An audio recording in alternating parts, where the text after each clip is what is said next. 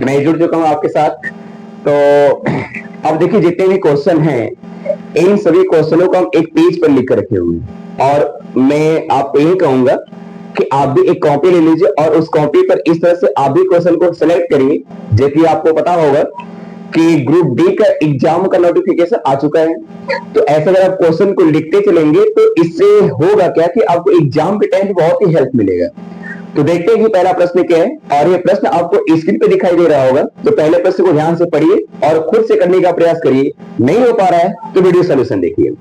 अब ये प्रश्न में क्या बोल रहे हैं भाई कि एक अवतल लेंस है। लेंस कौन सा है? अवतल। तो ये अवतल लेंस है। अब इस अवतल लेंस में क्या क्या दिया हुआ है आप उसको ध्यान से देखिए भाई। तो पहली बात ये कि इसको बोलते हैं प्रिंसिपल एक्सेस और इस पॉइंट को हम बोलते हैं ऑप्टिकल सेंटर। ऑप्टिकल सेंटर का मतलब प्रकाशीय केंद्र कहते हैं। तो बोल रहा है कि ये जो आउटर लेंस है इस आउटर लेंस की फोकस दूरी कितना दिया हुआ है? ये फोकस दूरी दिया है 10 सेंटीमीटर। फिर इस ऑप्टिकल सेंटर से 15 सेंटीमीटर की दूरी पर किसी वस्तु को रखा गया है। तो इस वस्तु की दूरी कितनी है भाई? तो 15 सेंटीमीटर। और साथ ही साथ बोल रहा है कि जो वस्तु है इस वस्तु की लंबाई कितना दिया हुआ है, माने हाइट कितना दिया हुआ है? तो 15 सेंटीमीटर यह भी दिया हुआ है। फिर बोल रहा है कि इस वस्तु का प्रतिबिंब इस लेंस से 6 सेंटीमीटर की दूरी पर बनता है। तो ये जो 6 सेंटीमीटर है ये प्रतिबिंब की लेंस से दूरी दिया हुआ है। कितना? 6 सेंटीमीटर। तो सवाल में क्या दिया है? तो पहले दिया हुआ है फोकस बिंदु और ये फोकस बिंदु कितना दिया हुआ है? तो 10 सेंटीमीटर। हालांकि अवतल लेंस की फोकस दूरी कैसी होती है? ऋणात्मक। और जो प्रकाशीय केंद्र के इस साइड होता है उसको माइनस साइन से लिखते हैं, जो उस साइड होगा उसको हम प्लस साइन से लिखेंगे। अब इसके बाद u क्या है? तो u यहाँ पे वस्तु की दूरी है और इस वस्तु की दूरी हम क्या लिखेंगे? तो -15 सेंटीमीटर। इसके बाद ये v क्या दिया हुआ है? तो v यहाँ पे प्रतिबिंब की दूरी है और प्रतिबिंब की दूरी कितना दिया हुआ है? तो -6 सेंटीमीटर। और क्या दिया हुआ है? तो ये ऑब्जेक्ट की लेंथ उसको हम लोग किससे लिखते हैं भाई? o से। तो o की वैल्यू क्या दिया हुआ है? तो o की वैल्यू यहाँ पे दिया हुआ है 15 सेंटीमीटर। हमसे क्या पूछ रहे हैं कि प्रतिबिंब की ऊंचाई क्या होगी। अब प्रतिबिंब की ऊंचाई का मतलब इमेज की हाइट क्या होगी। अब इसके लिए आवर्धन का एक फार्मूला आता है m बराबर v by u equal to I और बटे में क्या होता है? o।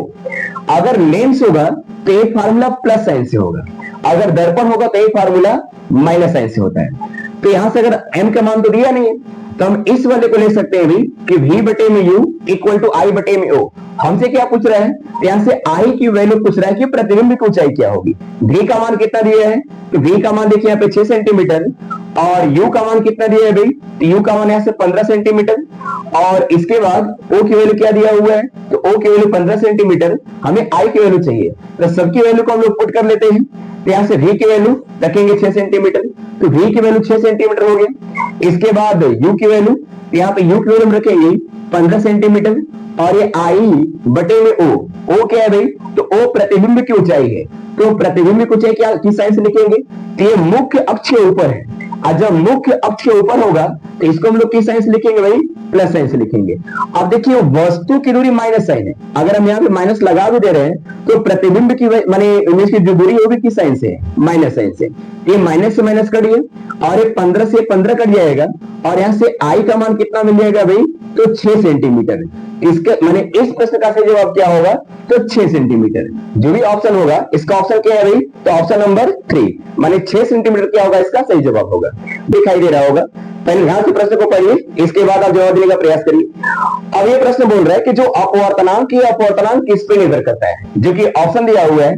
पहला दिया है बल, दूसरा दिया है एक्सेलरेशन, तीसरा दिया है डिस्प्लेसमेंट और चौथा क्या दिया हुआ है? वेलोसिटी। वेलोसिटी का मतलब चाल। तो इसमें से किस पे डिपेंड करता है पदार्थ का अपवर्तनांक। अगर हम स्नेल का नियम देखें तो स्नेल का नियम होता है क्या भाई? कि 1n2 इक्वल टू n2 बटा में n1 इक्वल टू क्या होता है?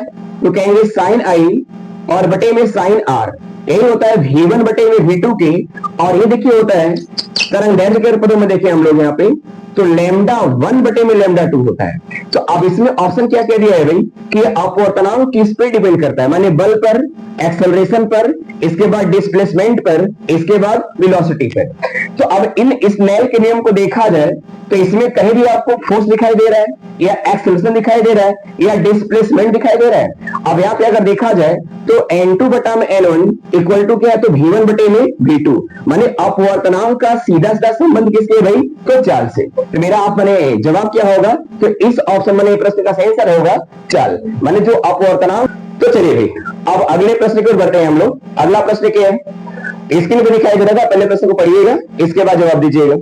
अभी बोल रहा है कि कोई कार है और ये कार 25 घंटे में, कितने घंटे में, 25 घंटे में, 25 घंटे में कितनी दूर तय कर रही है, तो 900 किलोमीटर। तो बोल रहा है कि इस कार की चाल क्या होगी। तो देखिए भाई हमसे चाल पूछ रहा है, तो यहाँ पे चाल किसमें पूछ रहा है, तो ये चाल हमसे पूछ रहा है मीटर पर सेकंड में।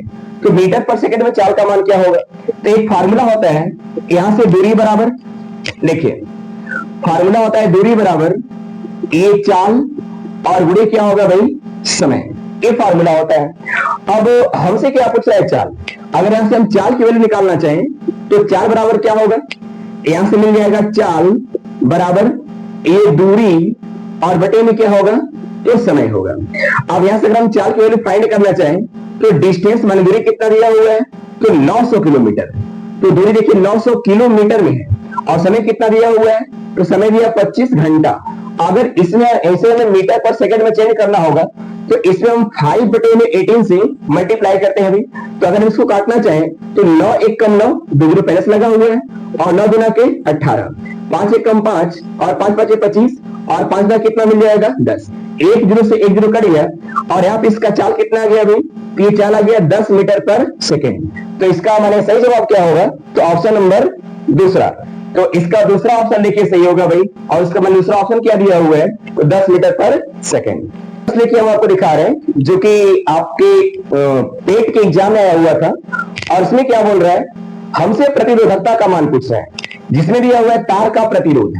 तो इस तार का जो प्रतिरोध है, इस प्रतिरोध का मान क्या दिया हुआ है, तो इसकी वैल्यू दिया हुआ है 2 into 10⁻²। और अब प्रतिरोध का मात्रा क्या होगा, ओम होगा। इसके बाद इस तार की लंबाई क्या दिया हुआ है, तो ये लंबाई दिया हुआ है 2 मीटर। तार की लंबाई क्या दिया हुआ है भाई, तो इसकी लंबाई दिया है 2 मीटर। इसके बाद इसका जो क्षेत्रफल है, क्षेत्रफल का मतलब ए का मान, और ए की वैल्यू दिया हुआ है 1.7 into और 10⁻⁻6, और क्षेत्रफल का मात्रक क्या होता है, तो मीटर स्क्वायर। हमसे प्रतिरोधकता का मान पूछ रहा है, माने प्रतिरोधकता का मतलब रो। इसका फार्मूला क्या होता है, तो R बराबर रो L बाई ए। अगर हम इसको कन्वर्ट करना चाहें तो रो बराबर क्या बन जाएगा, तो कहेंगे आर ए और बटे में एल। अगर यहां से हम रो की वैल्यू फाइंड करना चाहें तो आर का मान क्या लिखेंगे भाई, तो आर का मान कितना दिया हुआ है, तो आर का मान यहां से 2 into 10⁻², इंटू क्या रखेंगे ए, और ए का मान क्या दिया हुआ है, तो 1.7 into 10⁻⁻6 और बटे में क्या होगा एल, और एल का मान क्या दिया हुआ है 2, 2 से 2 कट गया। अब यहां से क्या है अभी, तो 10⁻⁻6 और 10⁻²। अब इन दोनों को हम क्या करेंगे, आपस में जोड़ देंगे, तो इसका आंसर बन जाएगा 1.7 into 10⁻⁸। इसका मात्रक क्या होगा, तो इसका मात्रक होता है ओम, और इंटू क्या होगा भाई मीटर। तो हमारा ऑप्शन क्या बनेगा, तो इस प्रश्न में आपका ऑप्शन नंबर ए सही होगा, जो कि आप लोग गलत लगा है भाई सी, तो सी गलत होगा, आंसर क्या बन जाएगा, ऑप्शन नंबर ए, माने 1.7 into 10⁻⁸। मात्रक क्या होगा, तो ओम इंटू मीटर। ठीक है, तो चलिए भाई अगले प्रश्न में बढ़ते हैं हम लोग, और ये बहुत अच्छा प्रश्न है। अब इसके आप लोग थोड़ा सा वीडियो को रोकिएगा और इस प्रश्न को ध्यान से पढ़िएगा, और उसके बाद ही इस प्रश्न का जवाब दीजिएगा, और नहीं समझ में आएगा फिर वीडियो सोल्यूशन लिखिएगा। देखिए प्रश्न क्या बोल रहा है कि एक प्रतिरोध है और कितने प्रतिरोध लिखे गए हैं, 4, और इसमें जितने भी प्रतिरोध हैं सबकी वैल्यू एक समान है। तो इन सभी के प्रतिरोधों को हमने क्या मान लिया, आर, माने इसका मान भी आर है, इसका मान भी आर है, इसका मान भी आर है, और इसका मान भी आर है। और ये सभी के सभी प्रतिरोध भी वोल्ट के सेल्फ जुड़े हुए हैं, और ये किस क्रम में है भाई, श्रेणी क्रम में। और श्रेणी क्रम का फार्मूला क्या होता है, तो R equivalent equal to R1 plus R2 plus R3 plus R4। अगर 4 लगे हैं तो, अगर 5 लगेगा तो क्या बन जाएगा, R5 बन जाएगा। और हम जानते हैं कि श्रेणी क्रम में धारा का मान क्या होता है, एक समान। हम ऐसा मानते हैं कि इस सेल से I1 धारा निकल रही है, ये जो I1 धारा है यही धारा इस पूरे परिपथ में प्रवाहित होगी। इसका मतलब इसमें जो धारा का मान होगा इसका मान भी I1 होगा, इसमें जो धारा का मान होगा इसका मान भी I1 होगा। इसमें जो धारा होगा इसका मान भी I1 होगा, और इसमें जो धारा होगा इसका मान भी क्या होगा भाई, I1 ही होगा। तो हम ये कह सकते हैं कि श्रेणी क्रम में धारा का मान क्या है, एक समान। तो हर जगह धारा का मान एक समान है। अगर हम इसका इक्विवेलेंट निकालना चाहें, तुल्य निकालना चाहें, तो तुल्य क्या मिल जाएगा भाई, तो 4R मिलेगा। कैसे, तो कहेंगे R1 plus R2 plus R3 plus R4। तो R1 का मान भी R है, R2 का मान भी R है, R3 का मान भी R है, और R4 का मान भी R है। यहां से हमें श्रेणी क्रम में जो इक्विवेलेंट का मान मिलेगा उसका मान क्या मिल जाएगा, 4R मिलेगा। और ये V वोल्ट के सेल से जुड़ा हुआ है। फिर बोल रहा है कि इन्हीं सभी प्रतिरोधों को अब श्रेणी क्रम से हटा करके इन सभी को समांतर क्रम में जोड़ दिया गया। किससे, तो उसी V वोल्ट के सेल से। तो अब इसमें जो धारा प्रवाहित होगी, तो इसके एक एक ओम में, माने इसके एक प्रतिरोध में प्रवाहित होने वाली धारा और श्रेणी क्रम में प्रवाहित होने वाली धारा, इन दोनों का अनुपात क्या होगा। अगर हम ऐसा मान लें कि इस सेल से धारा का मान क्या है भाई, I2, हालांकि इसका वोल्टेज V है और इसका वोल्टेज भी V है, तो हालांकि दोनों सेल से धाराएं सेम निकलेंगी। भाई हम जानते हैं कि जितना वोल्टेज होगा उसी के अकॉर्डिंग करंट मिलेगा, लेकिन फिर भी हम इसको क्या मान लेते हैं, I2 मान लेते हैं। तो अब जैसे यहां पे करंट आएगा तो इसको हम संधि बोलेंगे। यहां पे आने के बाद इस धारा का विभाजन होगा, तो कुछ धारा इसमें जाएगा, कुछ धारा इसमें जाएगा, कुछ धारा इसमें जाएगा, और कुछ धारा इसमें भी जाएगा। हालांकि सबका प्रतिरोध एक समान है, तो धाराओं का मान भी क्या होगा, एक समान होगा। अगर हम इस वाले में धारा का मान I0 मानते हैं, तो इसमें भी धारा का मान क्या होगा, I0 होगा।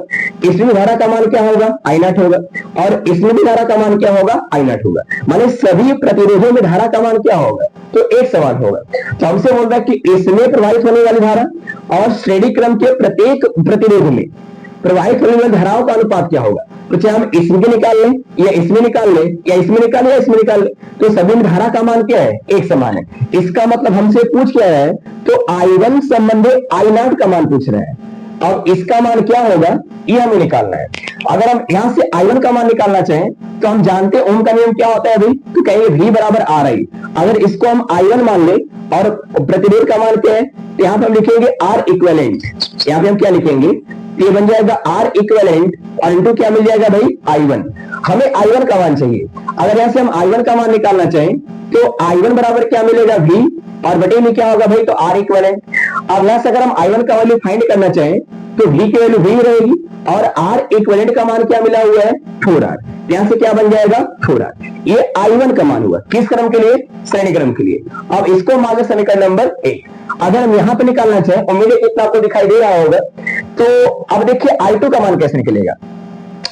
यहां से I2 का मान देखिए, अब हम करना चाहें तो पहले ये किस क्रम में है, समांतर में।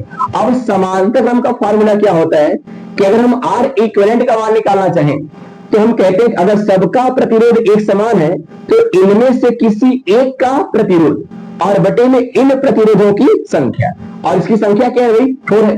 तो यहां से R इक्विवेलेंट का मान क्या मिल जाएगा, तो कहेंगे R बाई 4। अब यहां से हमें करंट का मान निकालना है, तो इसको हम कहेंगे V बराबर R इक्विवेलेंट इंटू क्या मिलेगा, I2। हमने इस वाले को I2 बना हुआ है। अगर यहां से हम I2 के लिए फाइंड करना चाहें, तो V बटे में क्या बन जाएगा, R इक्विवेलेंट, और R इक्विवेलेंट का मान क्या मिला है, तो कहेंगे R बाई 4। तो यहां से I2 बराबर क्या मिलेगा, V, और बटे में R, और इसके बटे में 4, और ये 4 कहां चला जाएगा भाई, ऊपर। तो यहां से हम लिख लेंगे कि जो I2 का मान होगा, अगर वहां पे आपको दिखाई नहीं दे रहा होगा, तो आप यहां भी देख सकते हैं कि यहाँ पे जो I2 की वैल्यू होगी, ये I2 बराबर क्या मिलेगा, तो कहेंगे 4V, और बटे में क्या मिल जाएगा, R। ये किसका मान हुआ, तो I2 का मान हुआ। अब I1 का मान ये है, I2 का मान ये है। हम I1 बटे में I2 मींस I1 संबंधी I2 का मान निकालते, फिर देखते कि I0 का मान क्या मिलेगा। तो अगर यहां से देखा जाए, तो देखिए भाई, अब यहां से हम कहेंगे I1 और बटे में I2। अब इसकी वैल्यू क्या होगी, तो I1 की वैल्यू V बटे में 4R है। ये बन जाएगा V बटे में 4R, इसके बटे में I2। I2 का मान क्या है, तो I2 का मान 4V बटे में R है। ये बन जाएगा 4V, और बटे में क्या होगा, R। ये R कहां जाएगा ऊपर, और ये कहां जाएगा, इसके पास। अगर यहां से मल्टीप्लाई कर लें, तो I1 और बटे में I2 बराबर ये क्या मिलेगा, तो कहेंगे VR, और बटे में इसका इसमें मल्टीप्लाई होगा, तो 4 चौका 16, और ये VR से VR कट गया, और ये 16 बच गया। तो यहां से I1 बटे में I2 बराबर मिलेगा 1 बटे में 16।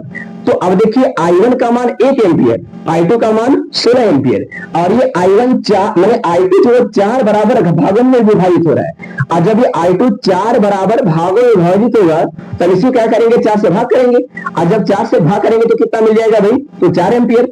और ये 4 एम्पियर किसका मान होगा, तो I0 का मान होगा। तो यहां से I0 का मान कितना मिल गया, 4 एम्पियर, और I1 का मान कितना मिल गया, 1 एम्पियर। तो I1 संबंधी I0 का मान क्या मिलेगा, तो कहेंगे 1 संबंधी 4। ये हमारा क्या होगा भाई, तो करेक्ट आंसर होगा। ये बहुत अच्छा प्रश्न था। तो उम्मीद करते हैं कि वीडियो आपको पसंद आया होगा। तो अपने जैसे छात्र को मैंने जो भी तैयारी करते हैं रेलवे का, उनके पास शेयर करिए, और वीडियो अच्छी लगी हो तो इस चैनल को सब्सक्राइब करिए। मिलते हैं फिर अगले वीडियो में, तब तक के लिए धन्यवाद।